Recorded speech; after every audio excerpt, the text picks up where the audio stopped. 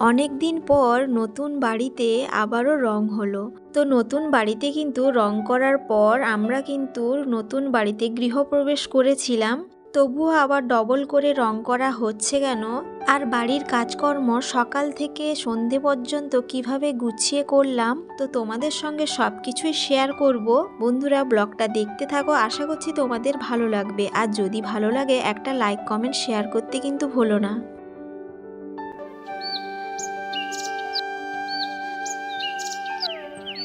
শুভ সকাল বন্ধুরা, কেমন আছো তোমরা সবাই? আশা করছি সবাই ভালো আছো, সুস্থ আছো, আর আমরাও ভালো আছি।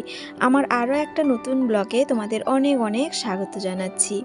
তো কয়েকদিন ধরে না তোমাদের সঙ্গে ব্লগগুলো শেয়ার করতে পারছি না, কারণ শরীরটা সেরকম ভালো নেই, তো সেই কারণে। তো এখন একটু মোটামুটি ভালো, তো সেই কারণে ভাবলাম তোমাদের সঙ্গে ব্লগগুলো শেয়ার করা যাক। তো যাই হোক, সকালে টুকিটাকি কিছু কাজকর্ম শেষ করে চান করে এখানে পুজোটা সেরে নিচ্ছি। আর সকালেই তো তোমরা জানো প্রতিদিনের অভ্যেস আমার, সকালে উঠলেই কিন্তু বাড়ির কাজগুলো শেষ করে প্রথমে আমি পুজোটা করে নিই, তারপরে কিন্তু রান্নাবান্না করি।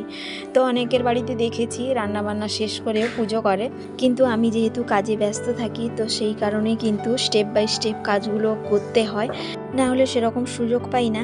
তো যাই হোক, এখানে গোপুসোনাকে ভালো করে পুজোটা করে দিয়েছি, তারপর ওপরে যে ঠাকুর রেখেছি ওখানেও ভালো করে পুজোটা করে নিচ্ছি।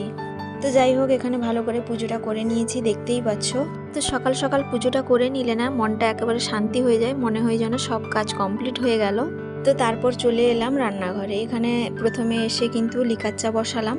আসলে কি বলতো, আজকে না রঙের মিস্ত্রি বাবু এসছেন, ওই ঠাকুর ঘরটা ডবল রং হবে, তো তার জন্য তো ওনাদের জন্য চা বসিয়েছি। একজন মিস্ত্রিবাবু এসছেন, উনি কিন্তু লিকার চা খান, তো তার জন্য লিকার চা করেছি। আর তোমাদের দাদা ভাইয়ের জন্য আরও 1 কাপ লিকার চা করেছি, মানে 2 কাপ করেছি। আর একজন দাদা ভাই দুধ চাই খান, তো আমি যেহেতু দুধ চা খাবো, তো তার জন্য 2 কাপ দুধ চা বসিয়েছি। তো চাটা হয়ে যাওয়ার পর নামিয়ে নিয়েছি। এখানে দুধটা গরম বসালাম, চা খেতে খেতে দুধটাও গরম হয়ে যাবে। তো দুজন মিস্ত্রিবাবুর জন্য 1 কাপ লিকার চা, 1 কাপ দুধ চা এখানে দিয়ে গেলাম, ওনারা খাবেন। তো দাদা ভাইরা কিন্তু কাজ আরম্ভ করে দিয়েছিলেন, তো ওনাদেরকে বললাম চাটা খেয়ে যাও, না হলে ঠান্ডা হয়ে যাবে। তো চা খাওয়ার পর ওনারা কিন্তু কাজে লেগে পড়েছেন, দেখতেই পাচ্ছ। ওনারা কিন্তু এখানে রং করছেন। এখানে 3টে রং আছে, সাদা রং, আর হালকা সবুজ রং, আর হলুদ রং। তো এবার বলি যে এই ঘরটা আবার রং করা হচ্ছে কেন? তো আমরা তো রং করার পরই ঘরে এসছিলাম, তো আবার ডবল করে রং করছি কেন? তার কারণ হচ্ছে এই রুমটা হচ্ছে আমাদের ঠাকুর ঘর। তো এই ঠাকুর ঘরে কিন্তু যখন আমরা নতুন বাড়িতে গৃহপ্রবেশ করি, তো এখানেই কিন্তু আমাদের পুজো এবং হোম হয়েছিল। তো মিস্ত্রি দাদাভাইরা বলেছিলেন যে যেহেতু হোম হবে, তো তার কারণে কিন্তু ঘরটা কালোও হয়ে যেতে পারে, তো তোমরা একবার রং করে রেখে দাও, আবার কিছুদিন পর সময় পেলে আমরা পরে এসে রং করে দিয়ে যাব। তো সেই কারণেই কিন্তু আবার ডবল করে রং করা হচ্ছে। তো ওই হোমের সময় না অনেক সময় কালো পড়ে যায় তো রুম, তো সেই কারণেই কিন্তু একবারই রং করা হয়েছিল, তো আর রং করা হয়নি, তো তার জন্যই আবার ডবল করে রং করা হচ্ছে। আর দাদা ভাইদের বলেছিলাম যেহেতু আমাদের 2টো রুমে পেন্টিং হয়েছে, তো ঠাকুর ঘরটা কেন বাদ যাবে বলো? তো হালকার উপরে হলেও কিছু একটা ওই পেন্টিং করব ওই ঠাকুর ঘরটায়। তো দাদা ভাইরা বলেছিলেন ঠিক আছে, ডবল রং যখন করতে আসবো তখন বলবে, আমরা কিন্তু করে দিব। তো তার জন্য কিন্তু রং হয়ে যাওয়ার পর আবার পেন্টিং করা হবে ওই ঠাকুর ঘরটা। আর আমরা কিন্তু আগে যে 2টো রুমে পেন্টিং করেছি, ওই পেন্টিং কিন্তু আলাদা দাদাভাই করে দিয়ে গেছে, ওটার জন্য এক্সট্রা আলাদা পয়সা বেশিও গেছে। কিন্তু এটা যে হবে এটা কিন্তু খুব অল্প পয়সাই যাবে, কারণ এটা না একটা ওই পেপার টাইপের পাওয়া যায়, ওই পেপারটা বসিয়ে উপর দিয়ে রং করে দিলে কিন্তু খুব সহজে রংটা হয়ে যায়, ওইগুলোই করা হবে। আর এই যে আমাদের 2টো রুমে পেন্টিং হয়েছে, ওটা কিন্তু অরিজিনাল যারা পেন্টিং করে, তো ওরাই এসে কিন্তু করে দিয়ে গেছে, খুব সুন্দর লাগে জানো তো।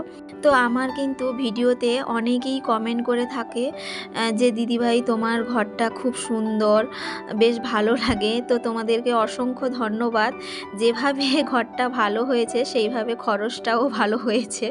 তো যাই হোক, ভালো কিছুর জন্য ভালো কিছু তো খরচ করতেই হবে বলো। তো যাই হোক, তোমাদের সঙ্গে কথা বলতে বলতে আমার অনেকগুলো কিন্তু কাজ হয়ে গেছে। এখন কিন্তু বিকেলবেলায়, সকালে রান্না বান্না করে কিন্তু আমি ডিউটিতে গিয়েছিলাম, ডিউটি থেকে চলেও এসেছি। এখন খাওয়া দাওয়া করে নিয়েছিলাম, কিছু সবজি ধুয়ে রেখেছিলাম, মানে আলু, ওইটাই আমি গুছিয়ে রাখলাম। আর আলু এলে কি সবজি এলে কি আমি কিন্তু ধুয়ে রেখে দিই, জানো তো, আমার ভালো লাগে না সেরকম। আর তোমাদের দাদাভাই কিছু সমুর জন্য ফল নিয়ে এসেছিলো, তো সেগুলো ধুয়ে রাখলাম।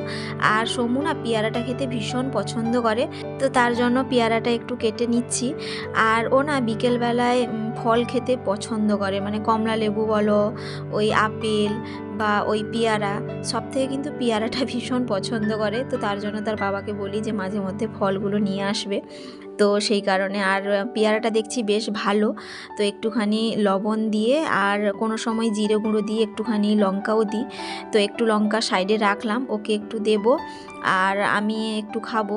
আর পেয়ারাটা না বেশ ভালো, জানো তো, বীজ সেরকম বেশি নেই, তো ওকে কিন্তু দিয়েছিলাম। ও বলল আমি এখন খাবো না, ও কিন্তু খেলায় মত্ত হয়ে গেছে। খেলতে খেলতে মনে পড়ে গেল আবার দোকানে যাব, তো দোকান থেকে গিয়ে কিন্তু এই যে কিছু খাবার নিয়ে এলো। আমি বললাম আমি সঙ্গে যাই, না আমাকে কোনো মতেই যেতে দিল না, আমি একা যাব, আমি এখন বড় হয়ে গেছি।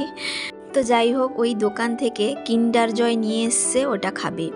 ছোটোগুলো কিন্তু অল্প টাকা নেয় যদিও, কিন্তু এই চকলেটগুলো না কোনো সেরকম বেশি চকলেট থাকে না, এগুলো কিন্তু শুধু পয়সাটাই বেকার বেকার যায়। এই যে দেখতেই পাচ্ছ একটুখানি চকলেট ভরে দিয়েছে, তো না বললেও শোনে না কোনো মতেই।